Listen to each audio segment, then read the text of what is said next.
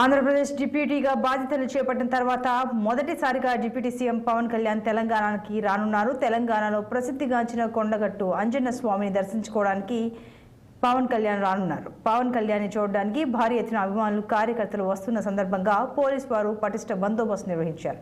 ఇదే విషయంపై జగిత్యాల జిల్లా ఎస్పీ అశోక్తో మా ప్రతినిధి Praveen Kumar face to face. సీఎంగా బాధ్యతలు చేపట్టిన తర్వాత మొదటిసారిగా పవన్ కళ్యాణ్ కొండగట్టు రాబోతున్నారు. ఏం చర్యలు తీసుకుంటున్నారని తెలుసుకునే చెప్పండి సార్. సో రేపు మన జిల్లాలో deputy CM of AP Pawan Kalyan గారు వస్తున్నారు. సో వాళ్ళ సెక్యూరిటీ అరేంజ్మెంట్ కోసం మనం నా డిఎస్పీతో సహా, నా సర్కిల్ ఇన్స్పెక్టర్ సహా, మన ఇక్కడ ఉన్న ఎస్హెచ్ఓతో సహా సెక్యూరిటీ అరేంజ్మెంట్ చూడడానికి వచ్చాం.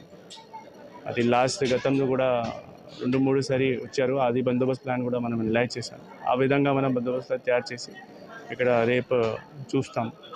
మనం రెడీ ఉంటాము అండ్ ఇలా ఎన్ష్యూర్ అది ఏం ఇష్యూ కాకుండా మనం అది బందోబస్తు పూర్తి చేస్తాం. ఇప్పుడు డిప్యూటీ సీఎం ఒకటి ప్రోటోకాల్ ఉంటుంది, అదేవిధంగా అతనికి అభిమానులు కూడా అత్యధికంగా వచ్చే అవకాశం ఉన్నది. దాని గురించి మీరే ఆబ్వియస్లీ ఇది ప్రోటోకాల్ ఉంటాయి. ఆ ప్రోటోకాల్ మనం పూర్తిగా వీ హ్యావ్ టు ఫాలో.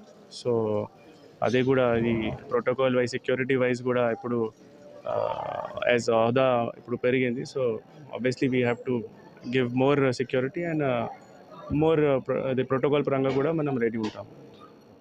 మనం చూసుకున్నట్టయితే కొండగట్టులో అత్యధిక అంటే జనాదరణ పొందినటువంటి కొండగట్టులో ప్రేక్షకులు మరియు అభిమానులు పెద్ద ఎత్తున వచ్చే అవకాశం ఉన్నది. అయితే డిప్యూటీ సీఎంగా మొదటిసారిగా ఇక్కడ కొండగట్టుకు వస్తున్నాడు అని చెప్పి తెలుస్తున్నది. అయితే పవన్ కళ్యాణ్ రావడానికి రేపు 11 గంటలకు సమయం ఉన్నది. అయితే ఈ 11 గంటల సమయం వరకు దాదాపు ప్రేక్షకులు మరియు అభిమానులు భారీ ఎత్తున వచ్చే అవకాశం ఉన్నట్టు తెలుస్తున్నది.